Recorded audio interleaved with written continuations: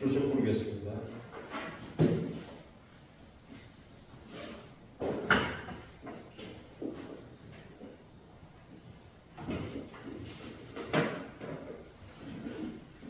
오늘이 며칠이죠? 6월 23일. 23일. 코칭 생략합니다. 전명희, 네. 김원수, 홍미정, 네. 이수찬, 원태수. 네. 이렇게 오늘 나오시면 자, 또 보검처럼 같이 하기 때문에 이걸 23일 홍미정, 김원수, 원태수, 이수찬, 전명희.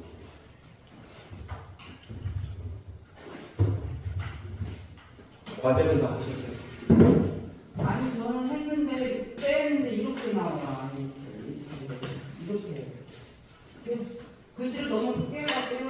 빼다가 이렇게. 그래서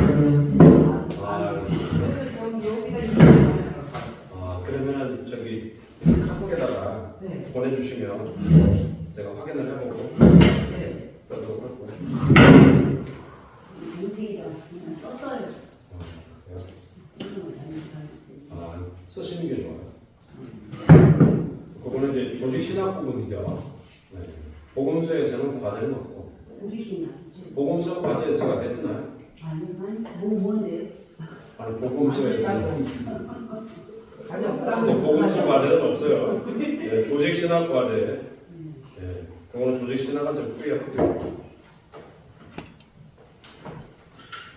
자, 이제 여러분들이 그 보검서 그러면은 사보검사라는 거 알고 계시고, 공관보검사하고 요한보검사는 따로 구분을 해서 신학적으로 접근하는 방식이 있긴 하고, 공관보검사 같은 경우는 주로 이제 그 예수님에 대한 부분들을 주로 이제 그 말씀이나 이런 시상 사역 오셔서 하시는 그 사역이 이제 초점이 많이 맞춰져 있고, 요한복음서 같은 경우는 이 사역의 시작이 태초부터고 그리고 창세 전부터 이미 이 부분이 계획된 것이고 하나님의 작정과 그 모든 계획 속에서 이 부분들이 이루어졌다. 그래서 예수 그리스도의 선제성 그리고 신상에 대한 그런 부분들을 강조하고 있고, 그래서 요한복음서는 영적인 측면들을 많이 부각시키고 있다.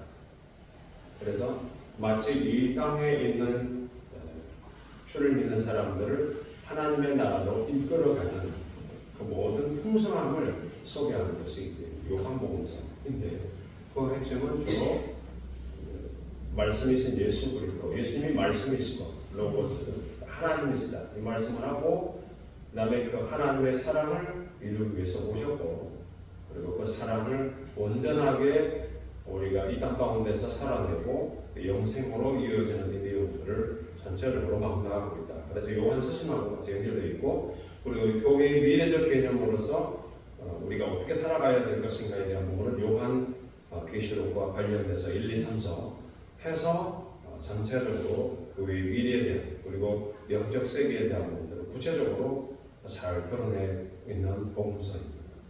그래서 공관복음하고 마태복음,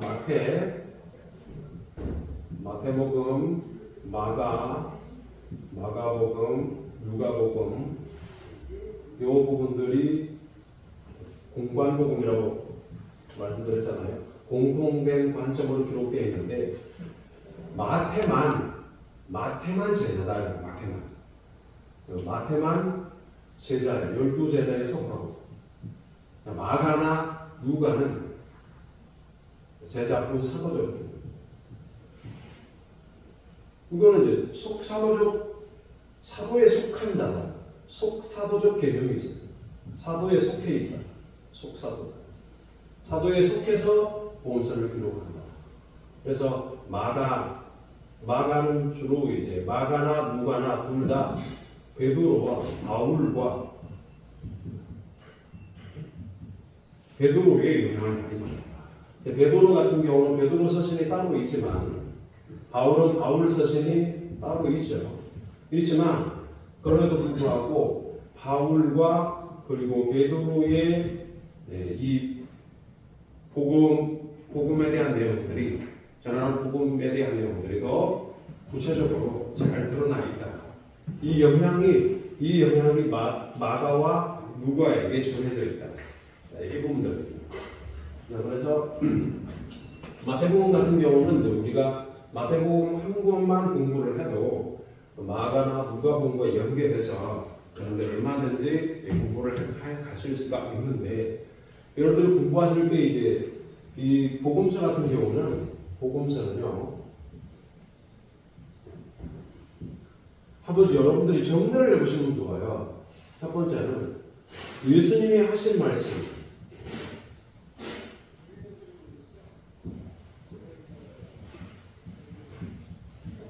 예수님 하신 말씀을 추출을 해보는 거예요. 추출. 예수님 하신 말씀만. 그러니까 여러분들이 이제 성경에 보면 친절하게도 빨간색으로 표시를 했죠. 그 부분들을 따로 기록을 해서 복음서에 쭉 정리를 해보는 거예요. 예수님이 하신 말씀에 대해서 정리를 해보는 거예요. 그러면 요걸 하게 되면 장점이 뭐냐면 예수님이 하신 말씀을 통해서 예수님의 뜻이 드러나. 예수님의 어떤 의도 혹은 작전 이런 부분들이 여기에 드러나 있다. 그러니까 이거를 여러분들이 정리를 해보셔야 나중에 목표를 했을 때 교회 이제 선거들을 실현할 때 굉장히 좋은데 먼저 이렇게 하시는 방식은 내가 살기 위해서 하시면 돼요. 여러분들이 성경을 안다고 생각하는데 사실은 성경을 몰라요. 성경을 잘 모르고 간헐적으로 들은 그리고 내가 어릴 때부터 들어왔던 어떤 관습적이고 습관적인 코딩 위에 성경을 읽기 시작한다는 거예요. 그걸 버리셔야 됩니다. 그래서 지금은 아무것도 모르는 상태고 백지 상태에서 예수님의 말씀을 한번 쭉 정리를 해보는 거예요. 추출이란 말은 extraction이라는 말을 쓰는데 뽑아내는 거예요. 엑기스를 뽑아내는 거예요. 그래서 정리를 하셔야 돼요. 정리를. 신학생들이 해야 되는 게 신학과학 중 하나가 이게 예수님이 하신 말씀을 추출하는 거예요. 그러면 예수님이 하신 말씀이 예수님이 있어요. 예수님이 말씀을 하시는 건데 예수님이 하신 말씀을 통해서 보니까 이 예수님이 사람의 말이야. 예수님이 하시는 말씀은 하나님과 관련된 말씀. 그 말씀은 하나님이니까 아버지죠. 아버지를 말하고 있어요. 그 다음에 아버지가 계신 나라가 천국이라고 말씀하고 있고. 그러면 이 천국에 들어가기 위해서는 우리가 믿음이 필요하다. 그리고 이 믿음만 있어서 되는 것이 아니라 믿음에서 실천하는 사랑이 함께 있어야 된다. 이거를 강조하는 거예요. 열매를. 이 두 개가 열매예요. 예수님이 하시는 말씀이 일단 하나님이 누구신지 그리고 천국이 어떤 곳인지 거기에 들어가기 위해서는 예수님을 믿어야 되고 그 예수님의 말씀대로 살아야 돼요. 이게 맞네. 그리고 그게 뿐만 아니라 이 부분을 통해서 율법을 완성한대요. 그 다음에 예수님이 하신 말씀 가운데 율법만 완성하는 것이 아니라 이게 제사를 통해서 희생을 통해서 그럼 제사의 희생은 제물인데 그렇죠? 이 제물에서 제사를 드리는 것은 십자가잖아요. 아, 그럼 이게 이렇게 연결이 되는구나. 이 부분들을 여러분들이 알고 있어야 돼요. 그래서 예수님이 그럼 예수님이 말씀을 들어보니까 예수님은 하나님이시네. 예수님의 신성에 대한 부분들이 나오고 예수님은 사람이기 때문에 더군다나 예수님의 인생에 대한 부분도 나오고 이제 본질적인 부분들이 쭉 연결이 됩니다. 그러니까 예수님이 어떤 분이신가? 예수님이 오셔서 하신 말씀을 보니까 예수님은 회개하러 천국이 가까웠느니라는 말씀도 하시고 그러면서 천국에 들어가려고 그러면 신명이 가난해야 된대요. 뿐만 아니라 예수님을 믿어야 된대요. 그리고 이런 부분들이 설명이 되어 있지 않습니까? 예수님이 하신 말씀을 왜 추출해야 되느냐? 여러분들이 이거를 노트해가지고 준비를 하셔야 돼요. 그래서 타이핑을 치는 분들은 아래 한글로 작업을 해놓으시면 참 좋아요. 그러면 뭐가 만들어지냐면 예수님에 대한 지식이 이 지식이 이렇게 내 안에 예수님에 관한 지식이 채워요. 이 정보가 예수님에 대한 지식이 딱 여기를 그냥 말씀을 추출하는 예수님이 하신 말씀 자기 인성과 신성에 대한 부분은 예수님의 존재적 에세입니다. 에세 존재입니다. 존재라는 건 예수님은 사람이면서 하나님이세요. 예수님의 에세에 대한 영어로 에세는 비동사 비라는 의미로 비 존재예요.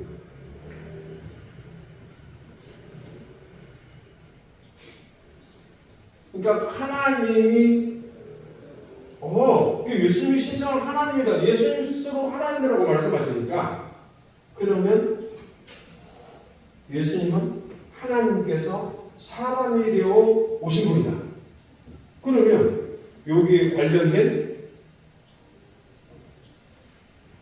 증거가 있어야 돼요. 예수님을 딱 공부를 하다 보니까 예수님이 어떻게 돼요? 예수님이 하신 말씀이 보면 여기에 보면은 제사제도와 관련해서 율법과 관련해서 예수님이 구약을 동원하죠. 구약의 선지자의 말을 인용해 보셔요. 읽어보시면 그렇죠. 네. 선지자가 어떤 말, 너희들은 시편을 읽어보지 못했느냐? 너희들은 율법을 알지 못하느냐? 예, 시편과 율법을 많이 인용하시죠. 누가복음서에서는 말씀을 딱 들었는데 보니까 이사야서를 딱 들어요. 그러니까 주로 이사야서에 대한 부분들이 이사야 선지자에 대한 부분들이 많이 인용이 되어 있죠. 그러면 여기에서 이제 예수님이 하신 말씀을 통해서 예수님은 구약의 지지를 받는구나. 구약의 지지를 받는다. 그럼 예수님이 구약으로부터 지지를 받으니까 그럼 구약에 대한 부분들을 공부를 해야 돼요. 그러면 예수님은 구약의 증거를 받고 이거를 말하면 언약이라고 예수님이 하신 말씀이 그냥 하시는 말씀이 아니고 율법에서는 모세가 한 이야기를 모세가 한 말을 그대로 받아서 말을 하네. 사람이 떡으로만 사는 것이 아니라 하나님 요구하는 모든 말씀으로 말미암아 살리라. 그러네. 딱 나오죠. 그러니까 구약이 지지를 언약의 내용인데 이 언약이 뭘로 풀어지냐? 율법으로 풀어지네. 그리고 이 율법을 못 지키니까 하나님이 선지자들을 보내가지고 그들에게 율법을 지키라고 말씀하네. 요런 이제 구도가 생긴단 말이에요. 예수님의 말씀을 왜 여러분들이 하신 말씀을 추출해야 되냐면 예수님이 하신 말씀을 하나씩 정리해 가다 보면 예수님이 하신 말씀의 구약적 인용이 들어온단 말이에요. 시편의 인용이에요.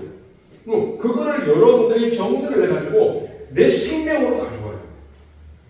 그럼 여러분들이 어디를 가더라도 말씀을 풀고 마음으로 잘하고 여러분 간증하는 것도요 딱 한 번 하면 끝이에요. 자 그러면은 내가 예전에 신앙생활에 이런 간증을 내가 처음 했다. 이게 한 교회에서 계속 할 수가 없어요. 6개월에 한 번 정도 1년에 2번 정도 가능합니다.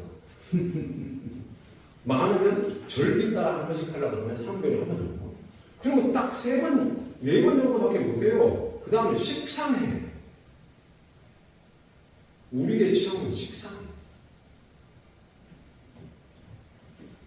그러면 이제 조선 팔도를 돌아다니면서 한 번씩 하려고 하면 장돌뱅이 목사가 돼가지고 돌아다니면 전국 마을 곳곳을 돌아다니면서 하면 그 간정처럼 한 가지만 계속해서 평생 오고 먹고 하나님께로 갈 수도 있어요. 그런데 목회 현장이라면 한 곳에서 목회를 해야 되는데 저는 요새 무슨 로망이 생겼냐면 다 내려놓고 하나님이 커피차 한 대 주면 제가 커피를 좋아하니까 곳곳마다 돌아다니면서 커피를 나눠주고 복음도 전하면서 제 아내는 그렇게 하고 싶다.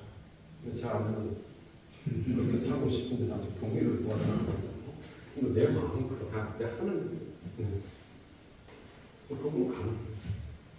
그런데 그것도 모르는 것이 연구가 돼서 하나님의 말씀을 연구를 해서 거기에 딱 시즈닝 딱 한 번, 토핑 딱 하는 걸로 이제 되는 거예요. 그때는 그게 감동으로 바꿔졌어요. 여러분들 뭘 해야 되냐? 말씀 연구에 집중해야 돼요. 그 말씀을 연구하려고 하면 예수님이 누구신가를 알아야 돼요. 이 예수님이 보니까 이런 테마들하고 말씀하셨네요. 거기뿐만 아니라 이야 시편에도 너희들이 시편을 읽어보지 못했네. 시가 특히 이제 시편. 자, 요 부분 들어보세요. 이 부분들은 예수님이 직접 하신 말씀. 요것을 추출을 하셔야 돼요. 사복음서를 갖고 추출하는데 일단 공관복음서를 갖고 먼저 추출을 하는 거예요. 공관복음서. 요한복음서는 따로 공간을 만들어서 하셔야 돼요. 예를 들면 이제 이렇게 여러분들이 만드세요.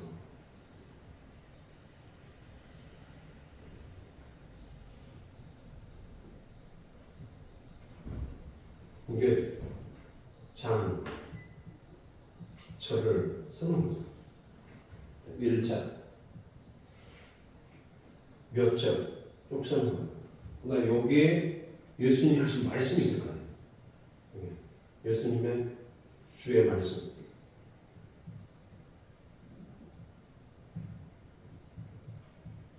말씀하고 예수님이 어디에서 인용을 하셨나? 인용 근거. 그리고 요것이 공관복음서에서는 어디에 기록이 됐나?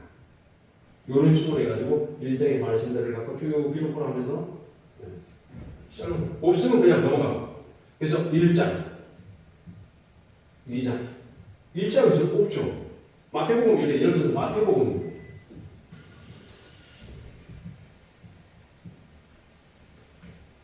지금 예수님 말씀하시는 거예요. 아셨죠? 그러면 여유가 더 있으면 자 이제 요거 이제 제가 구분을 좀 만들어 볼게요.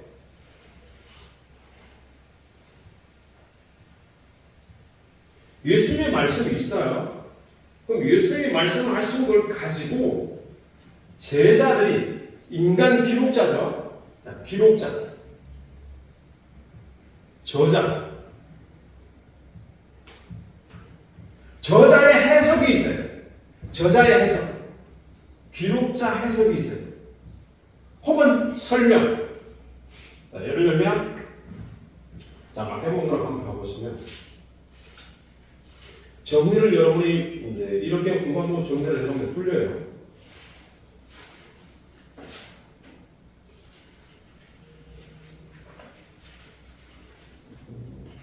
자, 마태복음 1장으로 보겠습니다. 마태복음 1장 23절에 보면 22절부터 보면 이 모든 일이 된 것은 주께서 선지자로 하신 말씀을 이루려 하심이니. 그럼 이거 누가 하느냐? 예수님이 하신 말씀이 아니잖아요. 마태복음을 기록한 저자가 한 거죠.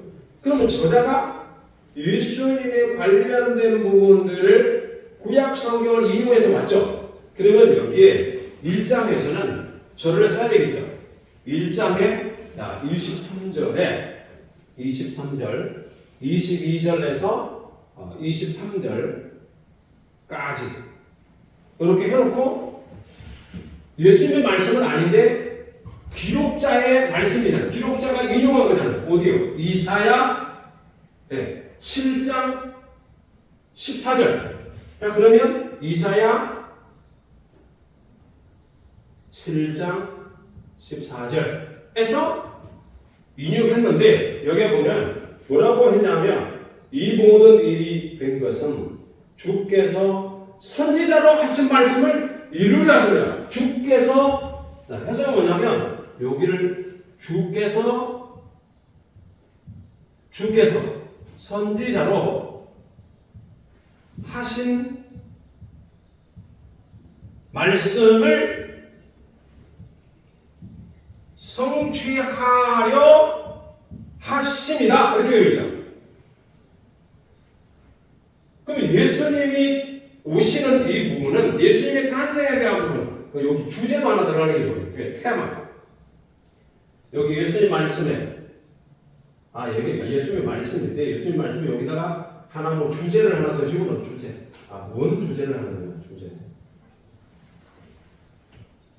자, 그래서 주께서 선지자로 하신 말씀을 성취하려 하십니다 하는 이런 분들을 기록하고, 그래서 1장에서 이렇게 되어 있구나. 그 다음에 2장으로 넘어가면은 2장에서 몇 절에 나오냐면 6절, 2장 6절에 예수님의 탄생에 관한 내용인데 여기에 보면 유대 땅 베들레헴아. 자, 여기 선지자로 이렇게 기록되었다라고 되어 있죠. 자, 그러면 미가서 5장 2절입니다. 미가서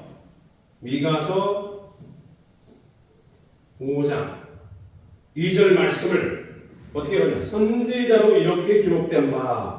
그럼 여기에 선지자로서 선지자의 기록이다. 이렇게 하시면 돼요. 이 말씀들을 이렇게 쭉 기록해서 여러분들이 정리해 가시면 돼요. 그렇게 해서 이 부분은 저자들이, 인간 저자가 기록한 부분. 예수님의 말씀 아직 안 나오죠. 자, 좀 넘어가면 그 다음에 2장 몇 절에 있냐면 15절. 여러분들이 이제 여기서 추출할 수 있는 거예요. 2장 그 다음에 15절이에요. 15절에는 뭐가 있냐면 여기도 예수님이 하신 말씀이 아니에요. 주께서 선지자로 통하여 하신 말씀을 이루려 하십니다. 15절에 나와 있습니다. 이거는 호세아 11장 1절에 인용했어요. 호세아 11장 1절을 인용했어요. 선지자를 인용한 겁니다. 자, 그 다음에 18절, 15절, 그 다음에 18절. 자, 18절에 보면은 뭐라고 되어 있습니까? 라마에서 선지자 예레미야를 통해서 18절, 예레미야 31장 15절입니다. 예레미야 31장 15절을 인용했습니다. 여기에서는 뭘 이야기하는지에 대한 부분들을 기록은 해야 되겠죠. 라마에서 실패하는 것. 그 다음에 호세아서는 애굽으로부터 내 아들을 불렀다. 그러면 여러분들의 생각이 어디로 가야 되냐면 이 말씀을 정리하다가 호세아 11장 1절에 있는 이 말씀을 인용했네. 그러면 애굽으로부터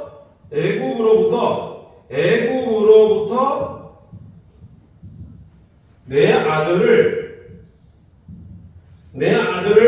불렀다. 그러면 애굽과 내 아들과 콜링에 대한 부분들이 있어요. 그럼 이거는 뭘로 생각을 해야 되냐면 이 내용과 관련된 게 애굽으로부터 부른 이 사건이 구약에 있죠. 자, 애굽으로부터 하나님이 이스라엘을 야곱이죠. 이스라엘과 12아들을 불렀죠. 애굽으로 불러냈잖아요. 애굽으로부터 이스라엘을 불러냈단 말이에요. 요것과 관련된 이유는 예수님이 출애굽을 일으키시는 그 전지전능한 구원자이시고 이분이 하나님이시라는 사실을 확인시켜주는 내용이란 말이에요. 이거는 예수님 직접 말씀하신 게 아니고 제자들이 쳐다보고 있다가 마태복음서를 기록한 마태가 인용하는 거예요. 마태가 썼을 수도 있고 마태와 함께한 공동체가 함께 집필했을 수도 있어요. 근데 마태가 저자인 건 맞습니다. 여러분들이 이런 식으로 정리를 하시는 거예요. 그러면 예수님이 하신 말씀이 나오고 그 다음에 인간 저자, 원저자는 예수님이지만 사람 저자가 어디에 인용을 해가지고 예수님을 증명하는가, 예수님이 하나님이시다는 사실을 증명해내는가, 이거에 관점을 갖고 여러분들이 풀어가는 자가 말씀사이잖아요. 무조건 인문답을 되는 게 아니고 그래도 뭐 주님이 감동 주시죠. 그래서 어떻게든 그렇게 해서 추출을 하는 작업을 해야 됩니다. 한 학기가 끝날 때까지 여러분들이 하시면 참 좋아요. 이게 타이핑하면 좋은데 이것들을 자료로 만들어내서 하면 좋아요. 제가 요한복음서는 자료를 갖고 있어요. 네. 지금 이제 사복음서나 이런 부분들 요한복음과 관련해서 하긴 합니다만 어쨌든 여러분들도 준비를 해보시라. 네, 그러면 이런 식으로 예수님이 하신 말씀이, 그러면 예수님이 언제 말씀이 나올까요? 쭉 그렇게 하셔요. 예수님이 세례 받으실 때 말씀하시죠. 자, 3장으로 가면은 3장에 2장 넘어서 이제 3장으로 갈게요.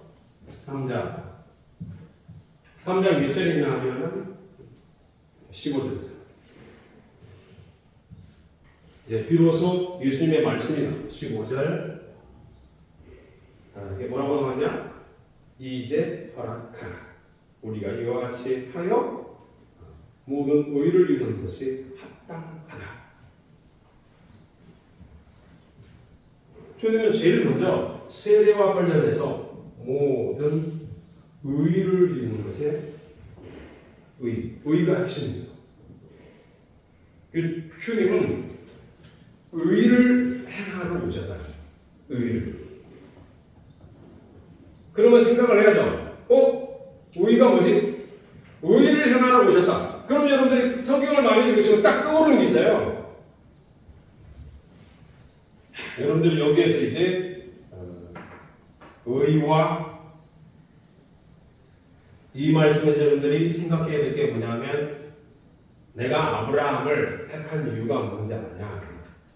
고모라가 멸망해야 되는 심판의 상황에서 주님이 아브라함을 택한 이유는 의와 공도를 행하기 위해서 택했다는 말씀 기억나죠? 의와 공도. 의와 공도. 의와 공도를 행하기 위해서 아브라함을 불러내셨다는 거예요. 그게 어디에?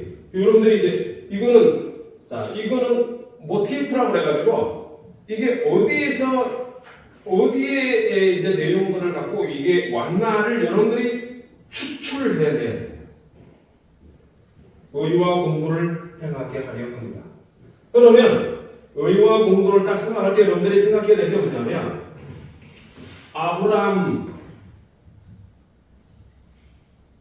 아브라함과 내 후손이 의와 공도를 행해야 되는데, 그럼 거꾸로 말하면 행하는 사람이 아브라함의 후손이 되죠. 의와 공도를 행한 사람이 아브라함의 자손이 되는 겁니다.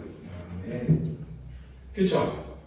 그러면 의와 공도가 뭐냐 하는 부분들을 이 부분들이 감을 잡으셔야 돼요. 여기에서 또 파생되는 게 나와요. 그럼 후손의 개념. 사도 바울은 후손을 시라고 해석을 했고, 시들이라고 하지 않고 시라고 해석을 했고, 이 시는 예수님이다라고 말합니다. 그러면 아브라함과 내 후손이 의와 공도를 행한다는 의미에서 첫 번째, 내가 모든 의를 행하기 위해서 왔다. 모든 의를 이루기 위해서 허락해라 라고 하는 부분은 뭐냐 하면 예수님 자신이 의를 행하는 자로 오셨다, 이런 부분들을 말해주는 근거가 되는 겁니다. 모티프가 어디냐, 어디 동기를 갖고 있느냐, 이 부분. 그러니까 성경을 읽으면서 이런 부분들을 확산하여 연결시킬 수 있는 쪽으로 가야 된다 하는 거예요. 여기 정리하다 보면 돼요. 그럼 정리하다 보면 이 부분들이 구도가 만들어져요. 이 구도가 만들어지다 보면 이 모든 주제들이, 테마들이 어디에서 나오나 근거가 나와요. 그러면 구약의 언약의 증거를 갖고 있구나. 율법과 선지자의 지지를 받아서 예수님이 오셨구나. 이 부분들을 확인하게 됩니다. 그래서 이 예수님에 대하여 이런 지식을 갖고 예수님에 대하여 해석한 자들이 있다. 해석한 자. 성경 자체에 대해서 해석자들의 견해, 이 부분들을 추출. 해석자들의 견해를 추출합니다. 그래서 이 해석자들의 견해는 그럼 예수님을 해석한 사람이 있어요. 누구냐? 첫째, 베드로. 물론 이제 성경에 기록된 12사도 다 포함되는데요. 성경에 기록된 정경에 있는 것들만 보면 그렇다는 겁니다. 그러니까 베드로. 그 다음에 바울이 예수님을 해석합니다. 바울이 예수님을 해석해요. 다음에 세 번째, 요한의 해석을 시도합니다. 요한이. 그렇게 해서 요한의 해석을 하고, 그 다음에 이제 마태도 인용하면서 해석을 해요. 근데 약합니다.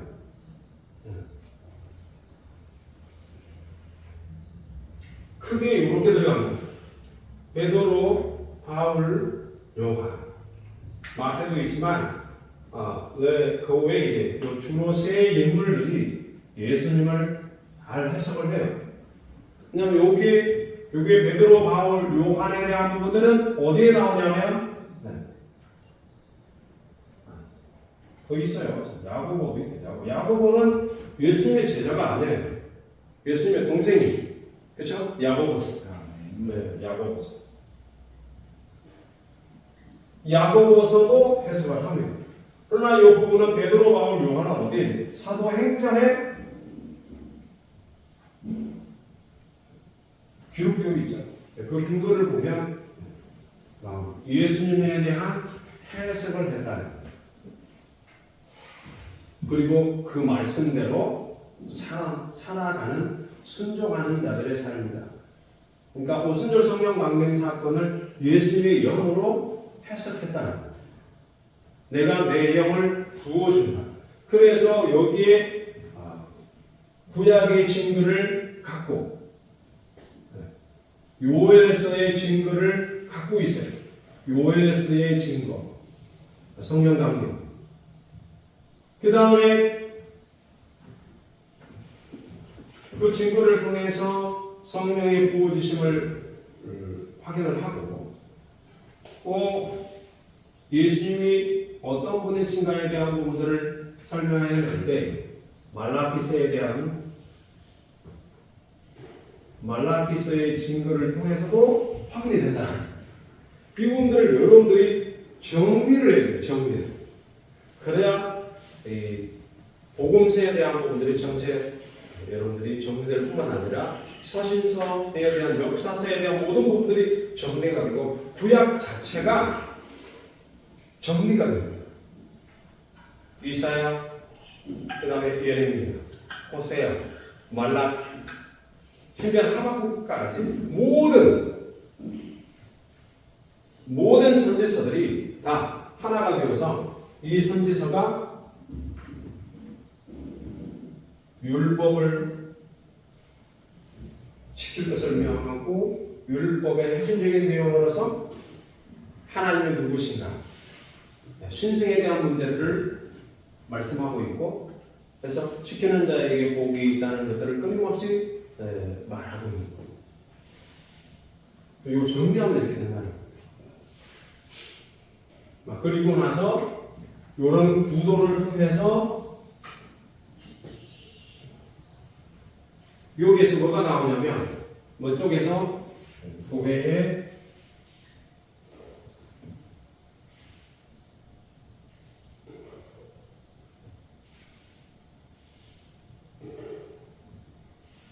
미래적 교회. 그래서 계시록.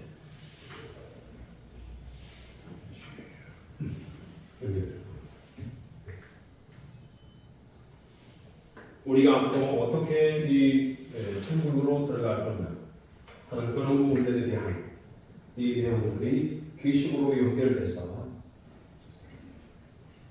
종료가 되는 거예요. 이게 한 사이클 같이 이렇게 나타나는 거예요. 자, 그러면 이제 요거는 과제를 내라고 하겠죠. 응? 과제를 내라고 하겠죠. 그러니까 이렇게 넘기는 직장 오고 있잖아요. 이런 거를 대학으로 들어가라 그게 안 사가지고 분들이 넘기면서 정리를 해보세요. 한 학기 동안 숙제를 하나 한참 한 학기 동안 다음 주에 내일로 이런 정리를 해요. 이런 식으로 여러분이 이제 제가 자료가 있으면 혹시 요한복음서에 대한 자료가 좀 있을 것 같은데 제가 확인해서 그럼 샘플링을 할 테니까 그거를 넣어주시면 이 작업들을 여러분이 하시면 돼요. 그 토대로 놓고 이렇게 여기서 어떻게 하면 제가 처음에 경영신학교에 이제 신학교가 시작될 때 그 부분들을 하고 시작을 했어요. 그래서 이제 표를 하나 만들어 놓고 마가복음은 지금 제가 작업을 지금 해오다가 중단하죠. 거기다 지금 하고 있는 상황입니다. 하나씩 이렇게 찾아가고 있는데 이런 틀 속에서 여러분들이 이제 가면 적당하는 겁니다. 그러면 이제 우리가 성경으로 돌아가서 마태복음을 다시 돌아가서 보십시다.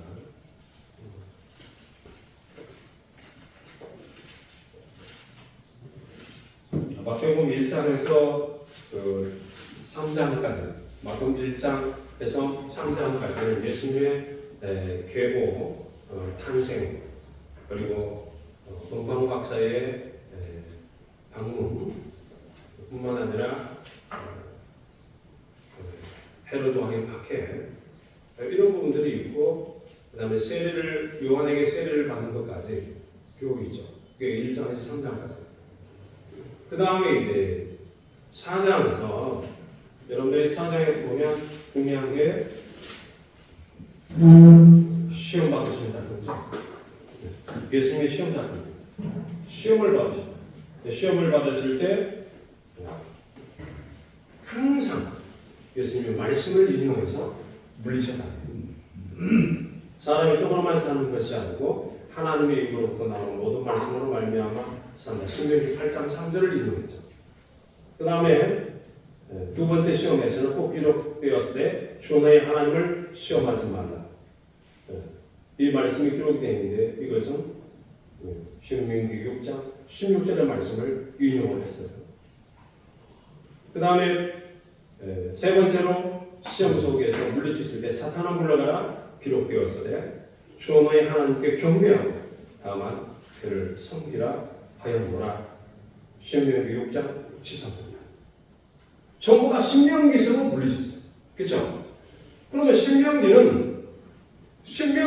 왜 신명기서에 있는 이 말씀을 통해 근거로 해서 시험 사건을 물리쳤는가? 이게 중요한 포인트예요.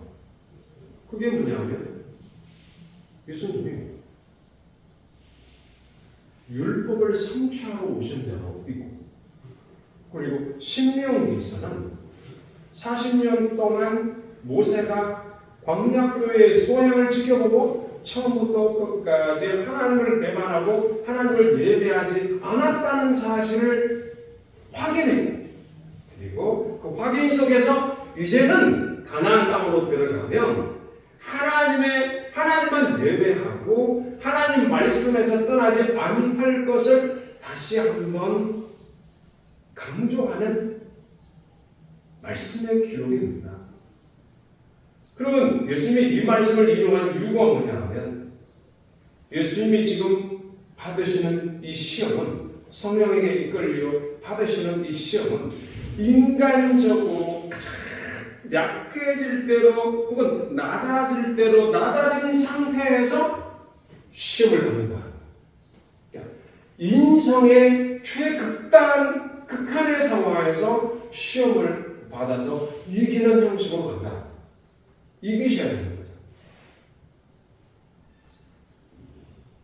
이스라엘이 하나님의 말씀을 어기고 끝까지 하나님을 배반한 것에 대한 반전이에요. 마치 애굽으로부터 내 아들을 불렀다.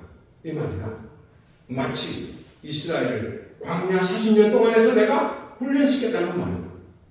낮아지게 하는 이유가 너희들이 큰 나라가 아니고 너희들이 대국도 아니고 너희들이 인구수가 많아서 그런 것도 아니고 하나님이 너희들을 사랑하여 하나님 자녀 만드시기 위해서 이렇게 이끌어 오셨다는 사실들을 신명기서가 계속해서 확인하고 있잖아요. 모세가. 그렇죠? 그 확인하는 내용을 예수님이 다 안고 그들의 실패를 다 안고 가는 게 뭐냐 하면 40일 동안의 금식을 통해서 줄이신지라예요. 예수님이 줄이신 속에는 여러분들이 여기까지 성경을 보면서 해석할 수 있어요. 그렇죠? 그러려면 많은 과정들이 필요해요. 저처럼 다리에 핀 3개도 하고 막 이런 과정들이 필요한 거예요.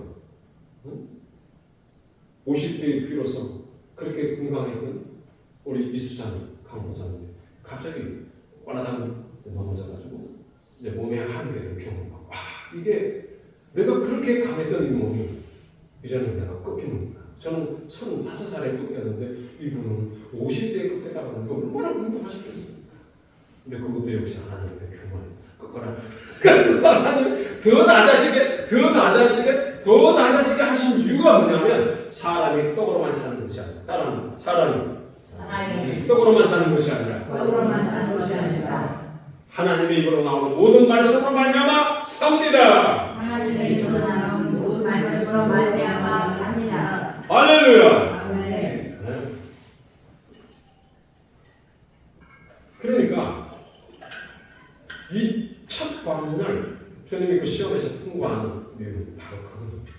이야, 인간의 모든 그 한계적 상황을 다 안고 그걸 금식 안에서 가지고 오는 거예요. 왜요? 선악과를 따먹은 첫 아담의 그 후예들이기 때문에 탐욕에 대한 부분들이 가장 강한 욕망이에요. 탐욕. 그래서 주님의 인성을 입으신 그 상태에서 가장 낮아진 상태가 40일 금식 기도를 통해 가지고 그 한계치 속에서 신성으로 이겨내시는 거예요. 아멘. 근데 그 말씀이 신명기서에 그 말은 실패하고 넘어진 광야고요. 즉 하나님의 교회를 다시 한번 일으켜 세우셔서 영원한 날로 드러나도록 하는 때에 하나님 하늘나라의 문을 여시는 분. 그러니까 세례를 받으실 때 어떤 일이 벌어졌어요? 하늘이 열렸다. 세례를 주님이 받으실 때 하늘이 열렸잖아요. 3장에 보면 세례를 딱 받는데 16절에 3장 16절에 예수께서 세례를 받으시고 곧 물에서 올라오실 새 하늘이 열리고 하늘이 열리고 어떤 사본에서는 자기에게 열렸다. 하늘이 자기에게 열렸다. 이런 뜻도 있다고 이런 해석도 한다는 거죠. 번역이 자기에게 열리고 혹은 하늘이 열리고 하늘이 자기에게 열리고. 그러면 그전에는 하늘이 닫혀 있었다. 근데 하늘이 열렸다. 여기 보시면 모든 의를 행해야 하시기 때문에 의와 공도를 행하시는 분으로서 그 공도를 행하시는 분으로서 공도합니다. 그게 이제 사장은 시험 사건을 통해서 시험에서 이기시고 그 다음에 뭐가 나오냐면 회개하라 천국이 가까운 좀 봐주시겠 회개하라 천국이 가까워. 여러분들이 이제 사장을 보셨을 때 15절을 가면 또 요거는 검은색으로 되어 있죠. 인쇄가 빨간색은 예수님이 하신 말씀이고 검은색으로 인용된 건 저자가 인용했다. 서불론 땅과 납달리 땅과 요단강 저편 해변 길고 이방의 갈릴리 흑암의 안전 백성이 큰 빛을 본다. 흑암의 안전 백성 즉 이방 땅에 예수님이 거기 계셨다 이 말이에요. 예수님이 이방 땅, 이방의 갈릴리 쪽에 가신 이유가 뭐냐? 선민, 자기 저 아브라함의 후손이라고 말하는 이 선민, 자칭 선민이라고 말하는 자들 뿐만 아니라 이방도 하나님의 나라로 돌아가야 되기 때문에 십자가를 통해서 이스라엘과 이방을 하나로 묶는 거다. 이 내용 여기에 벌써 이 부분들을 경험했잖아요. 예수님이 십자가에서 이스라엘 택자와 그러니까 서민과 이방을 십자가에서 하나로 만들어낸 게 뭐냐면 예수 그리스도를 믿는 사람만 들어가요. 이 믿음에 대한 부분들을 선물로 주신 겁니다. 이거를 이미 예수님 통해서 경험하셨잖아요. 경험했던 이 제자들이 후대에 예수님의 말씀을 기억하여 기록할 때에 구약 성경에 이 말씀이 인용된 게 바로 이거구나. 스불론 땅과 납달리 땅. 이사야 9장 1절 위절에 나와 있는 이 말씀인데 예수님을 통해서 보니까 이게 이 말씀이 이런 말씀이구나 이걸 알게 된 거예요. 그거는 여러분들이 정리하셔서 참고하십니다. 그러신 후에 17절에 회개하라 천국이 가까워. 여기에 추출을 하시는 거예요. 그 다음에 제자들을 부르시죠. 나를 따라오거나 내가 너희를 사람 나누는 도구가 되게 합니다. 제자들을 부르셨어요. 제자들을 부르시고 나서 곧바로 4장 지나면 4장에서 시험에서 이기시고 제자들을 부르시고 그 다음에 그 제자들을 데리고 산 위에 올라가면서 어떻게 해요? 복음을 가르쳐요. 천국이 무엇인가를 가르쳐요. 물론 제자들을 부르실 때 두 가지를 통해서 부르시죠. 하나는 말씀을 통해서 부르시긴 하지만 그냥 초면에 다른 사람들을 불러낼 때는 어떻게 하냐면 말씀으로 풀림할 부분도 있지만 귀신으로부터 벗어나게 하고 그 다음에 질병을 치유하게 함으로 해서 많은 사람들이 우리 주님께로 몰려들 때 그때 산 위에 올라가서 복음을 전한다. 이게 마운틴 사이드로 산에 올라갔다는 의미 자체는 산이 뜻하는 것은 바로 하나님의 임재를 뜻한다. 산은 하나님의 임재를 뜻한다. 예수님이 산으로 가신 이유는 예수님은 하나님이시다. 그래서 거기에서 심령이 가난한 자는 복이 있나니 천국이 저희 것이고 천국을 쫙 세웁니다. 이 말씀들을 여러분들이 쫙 기록을 해야죠. 우리는 소금이고 우리는 빛이다. 예수님은 율법을 성취하는 거다. 더 엄밀하게 율법을 정의합니다. 마음으로 하는 모든 것도 죄다고 말. 노하지 말라, 간마지 말라, 맹세하지 말라. 원수를 대적하지 말라. 은밀하게 행해라. 그리고 기도하라.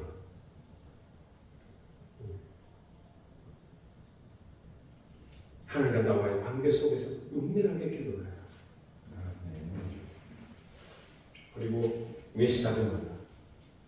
보물을 하늘에 쌓아라.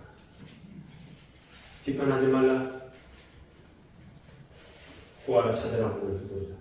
주문으로 들어가라. 열매로 그들을 가라. 이 말씀들이 그래서 이어지시고 나서 7장 28절에 딱 보면 해석이 나옵니다. 그 말씀을 기록하면 여러분들이 정리를 해석을 해야 돼요. 28절, 29절 다 같이 시작. 예수께서 이 말씀을 마치시매 우리들이 그의 가르치심에 놀라니 이는 그 가르치신 것이 권위 있는 자와 같고 그들의 서기관들과 같지 아니하리라. 네, 이것을 제자들이 지켜보고 나서 말씀의 권위가 하나로부터 온 거다 하는 거다. 우리 아버지로부터 왔다는 것이 증명되고 있는 거죠. 그 다음에 이제 8장에서 산에서 내려와요. 1장, 3장, 4장, 5장에서 7장. 그 다음에 8장은 하산, 산에서 내려오는 거죠. 산에서 내려왔다는 의미 자체는 하나님의 임재가 이제는 확산된다는 겁니다. 하나님의 심성이 그리고 퍼져간다는 것은 무엇은? 말씀의 능력, 천국이 확장되어 간다는 것들을 말하고 있습니다. 그리고 천국으로 들어올 사람들이 어떻게 준비되어야 할 것인가를 설명하고 있습니다. 이럴 때에 가장 중요한 대목이 8장에 나옵니다. 중풍병자를, 나병 환자를 고치고, 문둥병을 고치고, 그 다음에 5절로 가면은 백부장의 하인을 고치고, 백부장의 믿음에 대한 설명이 나옵니다. 예수님이 하시는 말씀이 10절에, 11절, 12절. 자, 시작. 예수께서 들으시고 10절. 내가 진실로 그에게 이르노니 내가 진실로 너희에게 이르노니 이스라엘 중 아무에게서도 이만한 믿음을 보지 못하였노라. 또 너희에게 이르노니 공사로부터 많은 사람이 일어나 아브라함과 이삭과 야곱과 함께 천국에 앉으려느니라. 그 나라의 본 자손들은 아까 노동에 쫓겨나 거기서 울며 이를 알게 되리라. 이스라엘 중에 이만한 믿음을 본 자가 이만한 믿음을 가진 자를 본 적이 없다. 자, 시간이 많이 지났네요. 그래 20분까지죠? 네, 죄송합니다. 그러면 여러분의 시간을 10분 빼앗았으니 10분 후회하도록 하겠습니다. 이상 반갑습니다. 하나님 감사합니다. 오늘 우리를 보시고 말씀의 내용을 깊이 알아갈 수 있도록 우리를 훈련시키시고 우리의 마음을 열어 주를 보게 하는 놀라운 은혜가 넘치게 하옵소서. 예수님 이름으로 기도합니다. 아멘.